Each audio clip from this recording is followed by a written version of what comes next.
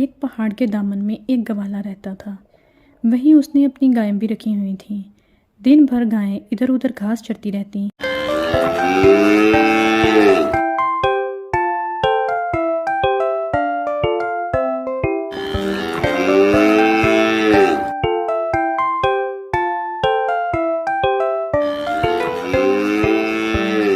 گوالا شام سے پہلے دودھ دھوتا اور اس میں بہت سا پانی ملا دیتا۔ قریب ہی ایک قصبہ تھا۔ شام کے اندھیرے میں وہ دودھ لے جاتا اور خالص دودھ کی صدا لگا کر بیچ دیتا۔ دودھ سے حاصل ہونے والی رقم سے ضرورت کی چیزیں خریدتا اور واپس اپنے ٹھکانے پر پہنچ جاتا۔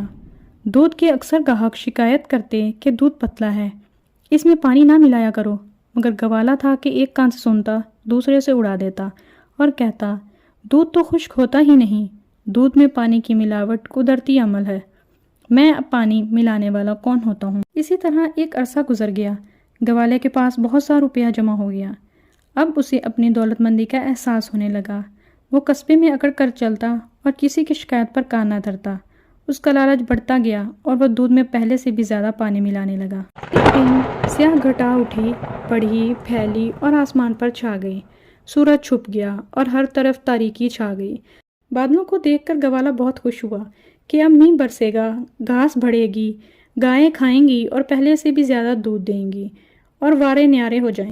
بادل گرجا، بجلی چمکی، بوندیں ٹپکیں اور موسلا دھار بارش ہونے لگی۔ اولے پڑنے لگے اور ہر طرف پانی ہی پانی ہو گیا۔ پہاڑوں سے پانی کا سیلاب اترا اور اس شدت سے بڑھا کہ گوالے کی ساری گائیں اور جو کچھ گھر میں جمع تھا بہا کر لے گیا۔ اب گوالے کے پاس نہ گائیں تھیں نہ نقدی، پریشان تھا اور گھبراہٹ میں ہر شخص سے کہتا تھا کہ میں نے ایسا سیلاب نہ کبھی سنا تھا اور نہ دیکھا تھا، معلوم نہیں اتنا پانی کہاں سے آ گیا۔ ایک عقلمند نے سنا تو کہا، یہ وہی پانی ہے جو تم دودھ میں ملایا کرتے تھے، خدا نے اس پانی کو سیلاب بنایا اور تمہیں بے ایمانی اور بددیانتی کی سزا دی۔ اس کہانی سے ہمیں یہ سبق ملتا ہے کہ بے ایمانی اور بددیانتی کی سزا ضرور ملتی۔